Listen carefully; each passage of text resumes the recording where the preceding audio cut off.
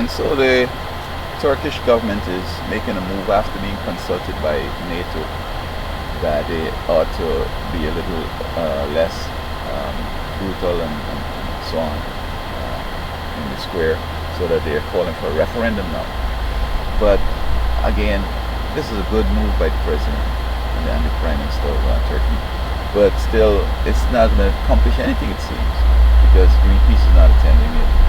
The people who are in the square not attending it. It's just some folks. I don't know what was the criteria. I mean, they should ensure that all these people were part of the bargaining. I mean, I don't understand how they could do that. Politicians and academics and all. Get some folks, some leadership from in the park out there. So we want you to be a part of this and make sure they get their way, because you want to back down on the whole deal. In other words, you don't want to go forward with it again, right? Because they're saying that in spite of whatever, they're gonna rig it. So out of that, he better say, or they better conclude that this thing is a bad idea and we can leave the park as is. Now we need to do this real quick before this thing take a life of its own and start to spin into other issues, which I think has already started to happen. But hopefully he has made the right move, so that he could sort of spare himself and give him a little more time.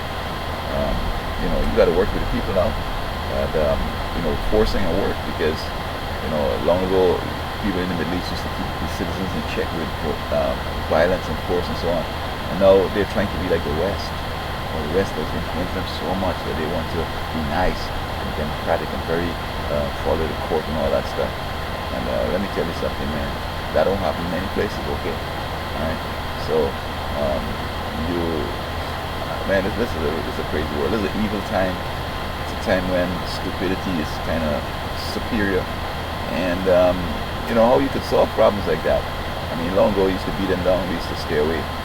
Now you can't beat them down because of the so-called civilized world. And when they're doing some stuff they're doing, you'd be amazed to find what's going on in this civilized world. And,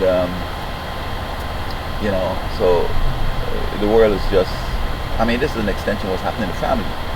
They tell you that, you know what, parents, you can't, spank your kids, it seems like they said. But people thought, or people are saying that means don't beat them to a way that it's going to be like turn abusive. And I'm not sure, how you determine that.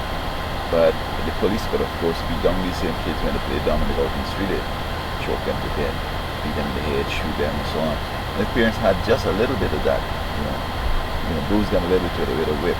I think a lot of times the cops don't have all that problem on their hand. I'm not sure if the big picture was to create more prison space and more prisoners, but it also could mean that they want to usher in chaos, where people growing up and there's no controls, in early stages. Because with me, I've had my works in school and at home, discipline, and I look at things, is this going to make sense? Is it going to work? How the authorities going to look at it? It's something that I just rather just leave alone.